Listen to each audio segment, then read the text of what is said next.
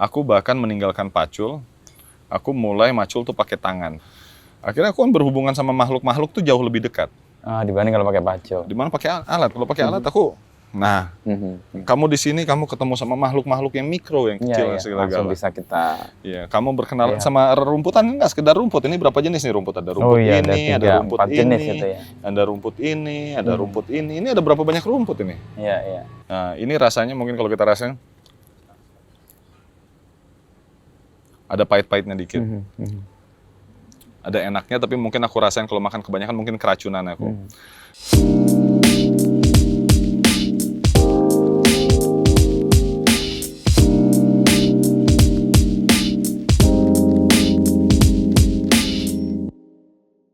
Kalau permakultur kita sekarang balik, aku orang yang paling males doktrin sih. Tapi kalau kita pecahin dia menjadi metodologi kan, dia tuh basisnya cuma 3 etika sama 12 prinsip. Etikanya tuh sayangi bumi, care for the earth, care for man, mankind or manusia lah. Apanya?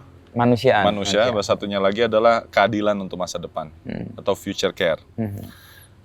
Sebenarnya itu etikanya. 3 itu. Ya, dan itu kan tergantung peresapan kita ya. Peresapan kita berapa dalam ya itu ukurannya masing-masing. Sama 12 prinsip. Itu doang permakultur. Apa prinsipnya 12? Nah, banyak banget kayaknya. Itu harus searching cari. Tapi yang pertama itu satu adalah observasi interaksi. Observasi interaksi. Dan ini satu hal yang cukup asing di dunia awam, tapi sangat tidak asing bagi orang kreatif. Oke, observasi interaksi. Ya, karena observasi itu arti katanya apa sih? Mengamati ya, melihat. Ya, mengamati, melihat. Tapi mengamati itu kan cuma pakai mata, melihat cuma pakai mata, mendengar pakai mata. Observasi itu pakai semua panca indera menurut aku. Kita dibatasin di tubuh kita berbasis indera. Ya berarti si indera ini yang mengikat kita di dalam identitas diriku, ya kan. Kalau nggak punya indera mungkin kita nggak tahu diri kita siapa kan. Berarti bila kita peka akan indera yang kita miliki itu observasi. Tapi observasi akan bertahan menjadi observasi selama kita tidak memberikan penilaian. Bila kita memberikan, ya pada saat kita memberikan penilaian, tiba-tiba observasi berhenti. Nah, si penilaian ini di permakultur yang diajak untuk diambil penyikapan, observasi interaksi, ya kan? Bersaksilah, ambil aksilah. Terus setelah itu ada untaiannya, observasi interaksi, catch and store energy, obtain a yield ya, jadi mendapatkan hasil. Habis itu regulasi diri ya, ada untaiannya. Itu nanti adik saya tuh seru tuh. Yang jadi pengajar itu. Kalau aku sekarang aja udah nggak mau ngajarin lagi, karena kalau aku ngajarin orang untuk nggak belajar. Karena aslinya nggak mau sekolah juga. Iya, karena yang repotnya satu men. Kalau bagi saya, yang saya dapat dari permakultur itu kita diajak untuk menjadi orang yang otentik. Nah, itu tantangan paling berat sekarang tuh. Iya, menjadi orang yang memiliki jati diri, otentik. Itu yang aku dapat dari permakultur.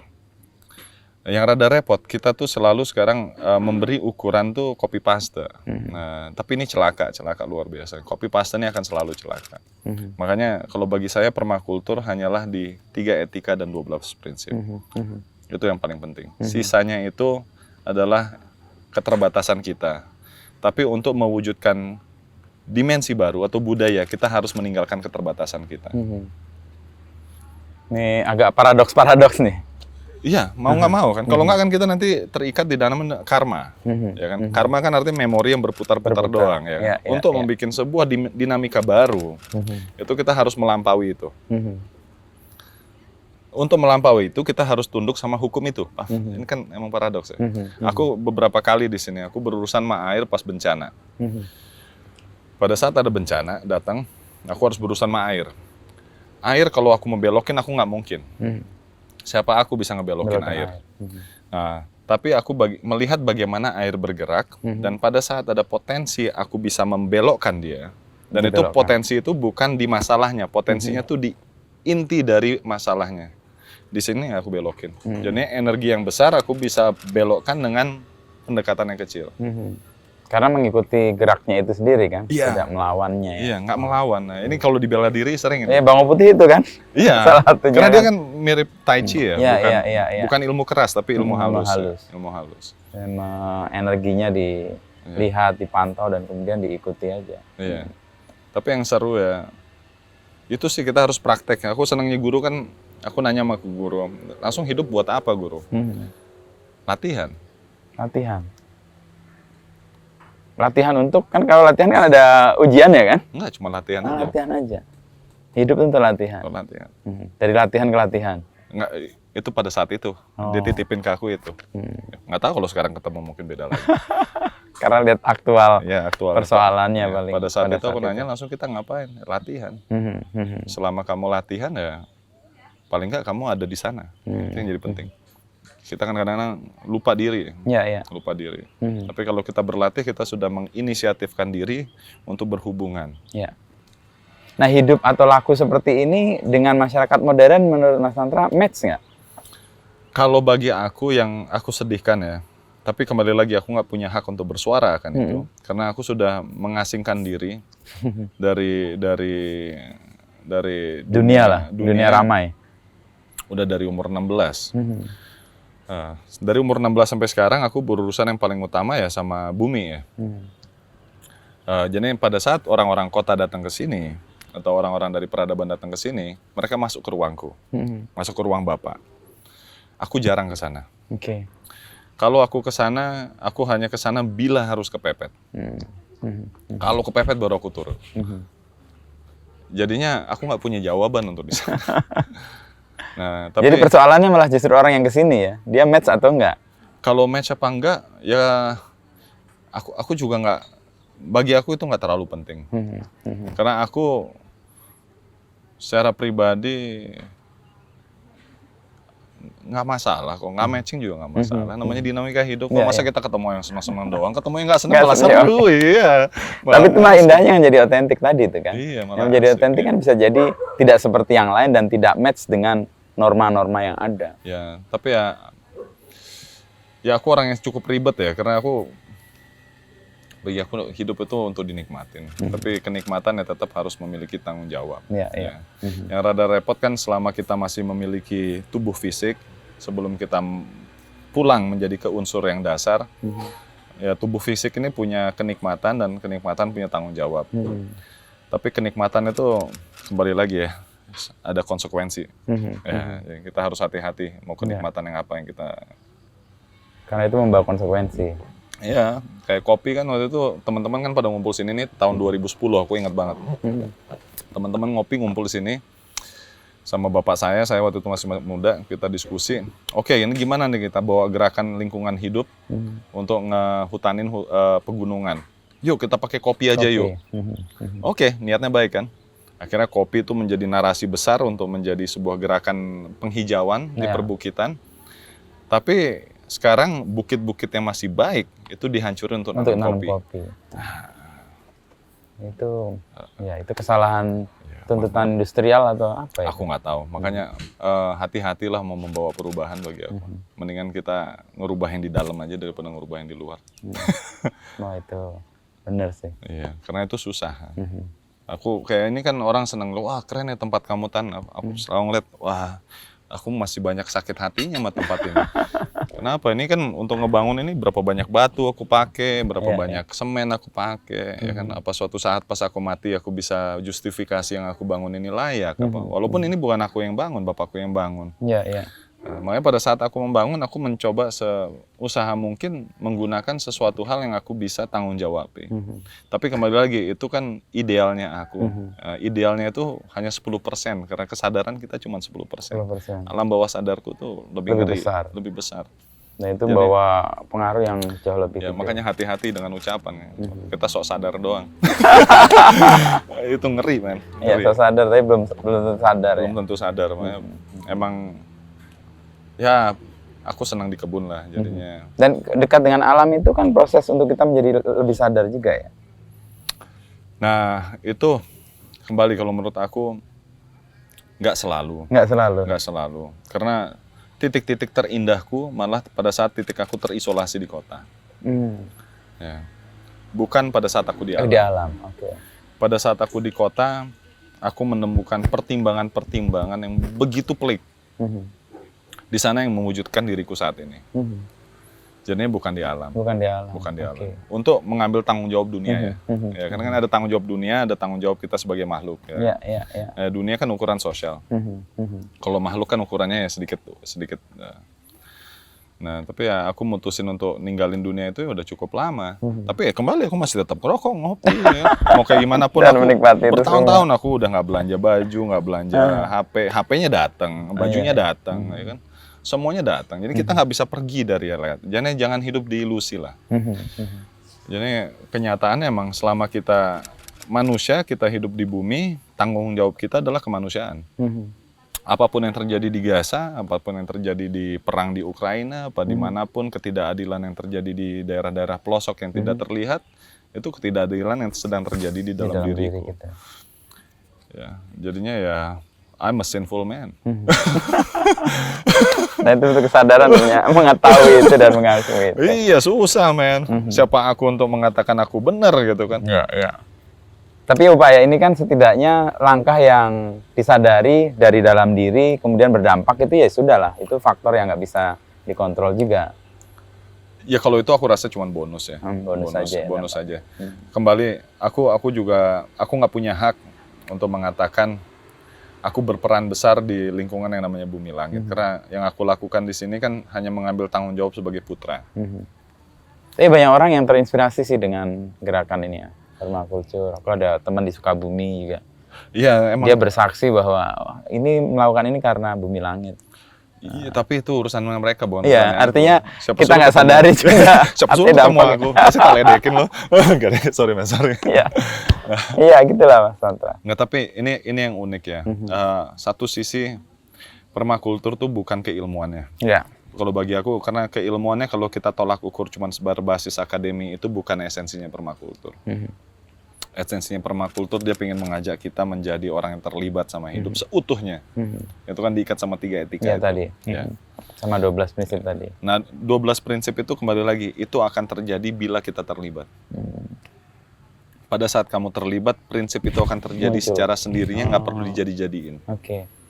Natural aja itu ya, kayak Natural. konsekuensinya aja ya. Dia gerakan yang alamiah, jadi dia bukan gerakan yang non-alami. Jadinya di satu sisi itu indah men, serem, indah. Ya kita nanti nggak tahu. Tapi yang jelas kalau permakultur, makanya yang kita harus lihat kan sejarahnya permakultur. Permakultur dibikin sama Bill Mollison, itu tahun 70-an. Habis itu Bill Mollison sampai permakultur akhirnya diapresiasi sama PBB loh. Ya. Sama PBB diapresiasi. Bahkan PBB kan tahun lalu kalau nggak salah dia mengatakan udah nggak ada solusi untuk masalah krisis iklim dan krisis sosial saat ini. Salah satu solusi yang terbaik adalah masyarakat adat yang masih menjaga keadatannya mereka. Kenapa? Karena mereka mempertaruhkan nyawa mereka di tangan mereka sendiri. Mereka berhubungan sama tanah, sama air, sama semuanya di tanggung jawab mereka sendiri. Dan itu satu-satunya masyarakat yang masih membawa sebuah proses kemuliaan di dalam peradaban kita dunia saat ini. Ya kalau bagi aku, kita bisa masuk ke sana melalui alam sadar atau alam tidak sadar, itu kan tergantung sama ya kalau bagi teman-teman yang di kota misalnya gitu, teman-teman yang memiliki tantangan yang berbeda, ya mulai ingat diri kita, karena yang namanya masyarakat Indonesia itu nggak ada masyarakat modern, kita semua orang tradisional loh, nggak ada ya. Kita baru kehilangan, baru 1-2 generasi baru kehilangan, nggak nyampe kok, belum hilang kita. Belum hilang, masih ada jejak-jejaknya. Masih ada jejak-jejaknya. Cuman yang jadi banyak tantangan yang aku sering ngelihat di sini. Aku banyak ketemu anak muda yang sudah tahu rintangan yang harus ditempuh, tapi tidak memiliki supporting system untuk mengatasi rintangan. Kayak aku kan rezeki karena bapak saya sudah memulai, saya tinggal menerusin. Banyak teman-teman yang sebenarnya punya tanah, tapi tanahnya masih dimiliki oleh kakeknya. Kakeknya itu masih hidup. Kakeknya nanti punya anak ada 5. Anak-anaknya ini berebut. Ya nggak tahu, misalkan gitu kan. Ya. Tapi ini satu hal yang kita harus pertimbangkan adalah legacy atau sebuah legacy ya bahasa. Warisan ya. Warisan ya. Yang diwariskan gitu. Yang kita wariskan itu adalah kehidupan, bukan uang. Ini yang kita harus tahu. Karena uang tuh ada dua. Aku juga baru tahu ini belum baru ya. Ada yang namanya uang, ada yang namanya mata uang. Uang itu jasa nyata, mata uang itu adalah penilaian. Ya kan?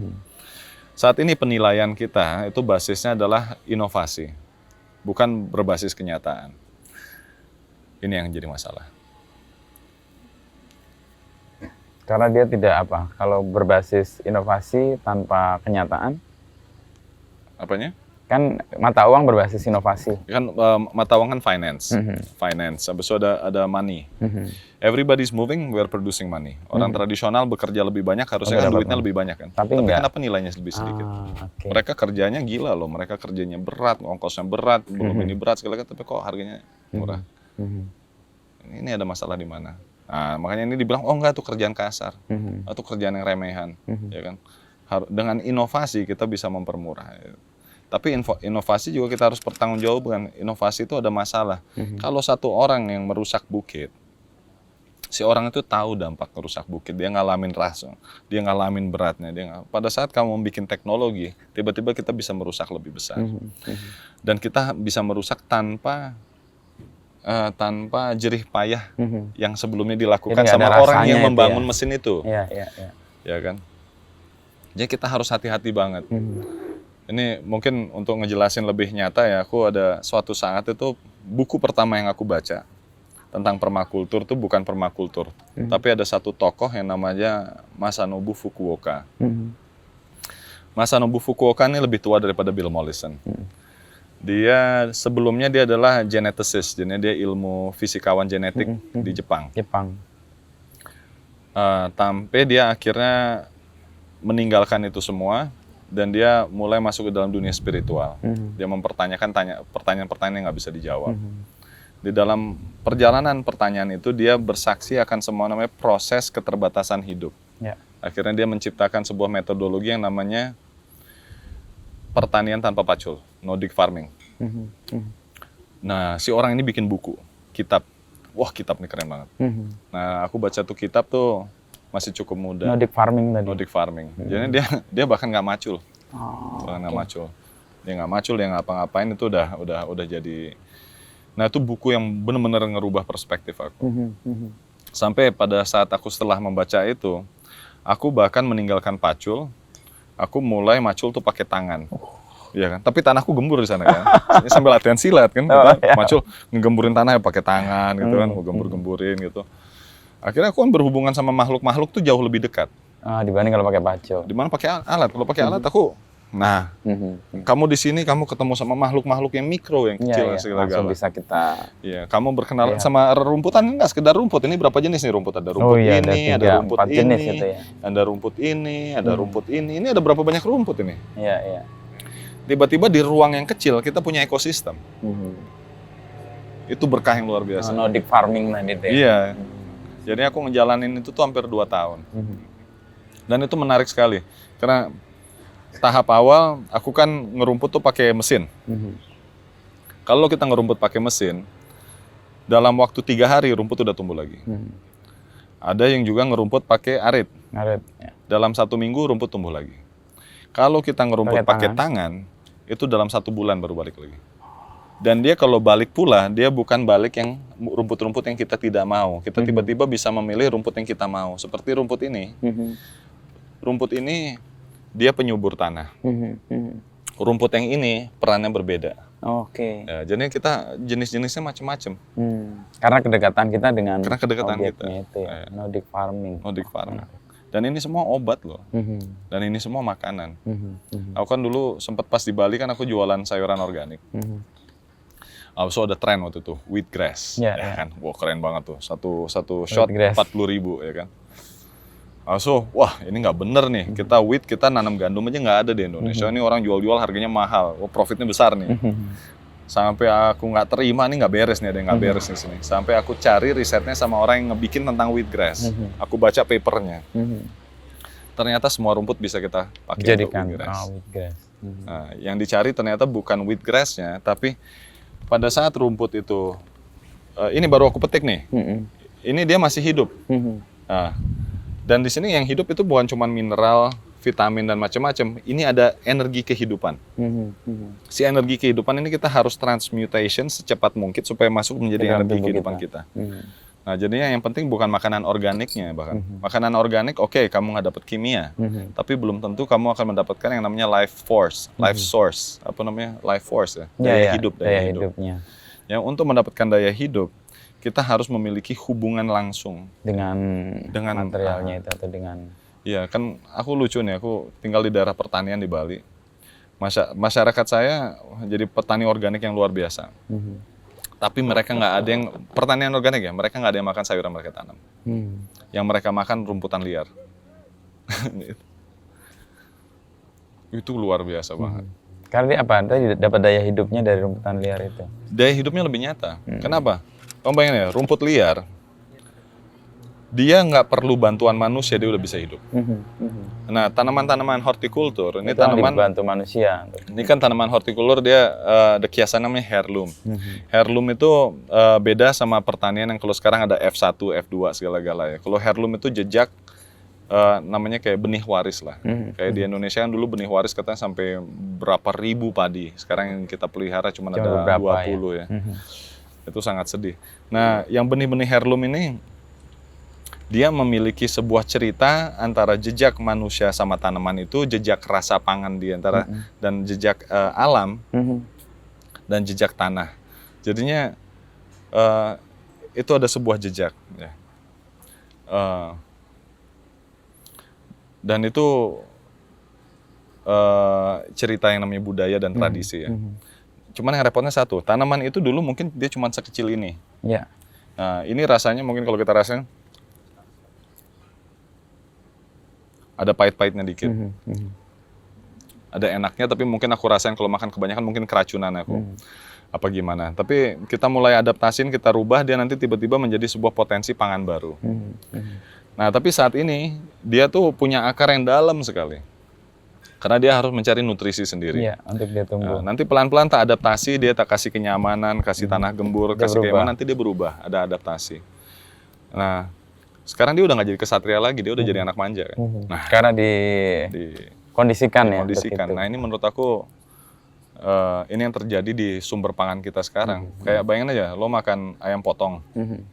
Tuh ayam dari lahir sampai mati dalam waktu cuma sebulan, ngelihat nyentuhin kaki ke tanah aja nggak pernah. Jalan aja nggak bisa. Nah, kita makan itu, kita jadi apa? Nggak tertransfer ya energinya atau daya hidupnya. Bukan nggak ketransfer. Tapi yang ketransfer ya otomatis apa? kita jadi malas jalan, ya kan? Kita bulunya jelek-jelek kayak gitu, bokernya mencret, ya kan, baunya jelek, ya kan. Habis itu, bayangin aja tuh ayam, kan aku dulu di Bali tinggal di daerah peternakan ayam. Tuh ayam dari lahir sampai dia mati dipasangin lagu disco, disco, ting tang dung, ting tang dung, ting tang dung. Atau mempercepat perkembangannya? Enggak, karena mereka saking lemahnya, kalau sampai ada motor lewat, brak, serangan jantung. Oke. Jadinya mereka dari kecil dikondisikan untuk mendengar kegaduhan supaya mereka biasa, supaya nggak jantungan. Jadinya itu ya salah lawan salah jadi benar. Jadi bukannya kita kasih dia nuansa ketenangan, bukannya dia kita jaga untuk menjadi makhluk yang lebih kuat, kita miskinkan dia. Untuk cara memiskinkan dia, kita tutup sama hijab lagi satu. Hijab lagi satu, tambahin disco. Asik. Wah, bisa kemana-mana nih kita ceritanya. Enggak, tapi ini kenyataan. Ini kenyataan ini yang kita lihat aja nih. Kalau sekarang ada kejadian yang cukup unik ya. Si Donald Trump menang. Habis itu dia katanya kalau nggak salah mau masang Robert F. Kennedy Jr. sebagai Dewan Makanan. Nah, dia bakalan ngehancurin yang namanya sistem pangan, sistem big food. Si big food ini artinya makanan industri. Karena makanan industri ini yang sebenarnya menginvestasi kematian sama manusia. Nah, kita lihat aja nih. Kalau dia selamat aja nggak dibunuh ya, bakalan menarik. Karena lawannya banyak banget dan it's a global mafia. It's a global mafia. Soal pangan itu. Ya, kalau masalah pangan it's a global mafia. Makanya kalau bagi aku, punya ibu seperti ibuku, punya komunitas masyarakat Mangunan sini yang masih memiliki jejak yang bisa dilacak lah ya. Yang bisa dilacak, itu berkah, itu berkah. Dan kalau bisa itu kita jaga lah. Karena selama kita mengapresiasi apa yang ada di apresiasi apa yang di dalam kemasan, yang namanya apresiasi satu. Saat kita melihat ke sana, yang di sana kita nggak Kita lihat. abaikan. Ya. Dan sama seperti liking, pada saat kita yang itu nanti Nggak yang itu akan mati, terabaikan. hilang, kemakan sama algoritma hidup, nggak bakalan terlacak jejak. Ya hati-hati untuk memberikan pandangan, berarti. fokus ya. Hati-hati pada pilihan juga sih sebenarnya. Karena kita kan nggak bisa sekaligus milih pada dua hal yang bersamaan ya. Ya, dan Memihakan. peran di kota yang paling utama sih yang aku lihat ya. Karena permakultur kan aku nanya tuh sama gurunya aku waktu itu, namanya Robin Francis. Dia orang yang sangat unik dari Australia. Dia bilang, oke, kamu udah punya ilmunya, sekarang lo mau pakai untuk apa? Lo bisa pakai 3 nih. Bisa jadi praktisi, kalau lo punya ruang, punya kesempatan, punya nekat, nah, jadilah praktisi. Bukan jadi hal yang gampang itu. Kamu bisa menjadi edukator, lebih gampang. Dua. Tapi kamu harus punya kemampuan untuk edukasi. Satu lagi, jadilah advokat. Hukum. Ya, karena kita harus bermain di advokat negara demokrasi. Kita harus demokrasi, membawa data-data dari praktisi, dari edukator menjadi advokasi, supaya ada perubahan di kota. Ya. Kalau Mas Tantra mengambil peran yang di mana? Satu, kedua, atau yang Aku ketiga? melarikan diri dari peran. Melarikan dari peran itu. Ya, tapi kalau aku bagi aku yang aku paling senangnya sebenarnya jadi praktisi. Praktisinya ya. Tapi pada saat kamu praktek, kamu otomatis mengajari, Ya, pasti mengadvokasi juga. Dan mengajarkan dengan praktek itu jauh lebih powerful dibanding mengajar hanya mengejar kan. Iya, karena nggak menyesatkan. Persis. Ya, karena kalau kita praktek, kita ngajar, Tahu. kita tahu konteks. Tuh. Ya, yang saya sangat berhati-hati kalau ngajar itu kalau kita nggak di lapangan nanti keluar konteks meleset bahaya. Betul. Itu jeleknya sekolah-sekolah kita. Jadi pengajarnya itu nggak paham betul apa yang diajarkan. Ya, Bahkan nggak nggak tahu. mengalami juga. Makanya keluar dari sekolah ini cara yang paling benar dilakukan oleh Mas Tantra. Ya, tapi aku harap ya, karena kita bayangin aja kita punya tokoh kayak Ki Hajar Dewantara yang udah ngomongin tentang filsafat yang begitu mendasar. Dan itu diterima sebagai kenegaraan loh. Itu gila loh itu. Iya. Ya udahlah. Orang-orang itu banyak di sekeliling kita, carilah mereka. Dan bergurulah pada mereka. Bergurulah sama mereka. Menurut saya datang ke sini nih. Berguru kepada Mas Tantra yang gondrong Jangan, banget. men, jangan, men. Hati-hati, men, hati-hati. Yang di Bogor aja, yang di Bogor. Oh, yang di Bogor ya. ya. Mas Bre dan Selama para yang guru. di Bogor masih hidup, masih sehat, masih apa. Kita bisa datang ke Dan sana. aku masih muda, masih perlu banyak celaka. Kita cari tetua-tetua kita yang masih punya. Persis. Dan kita perlu mengunduh pengetahuan mereka untuk kemudian kita sebarkan atau bagikan dan jadi pengetahuan yang bersama dimiliki. Itu tugasmu, tugasku di kebun. Thank you Mas Tantra ya. Ya, makasih banyak ya, Mas Wisnu. Thank you. Ya.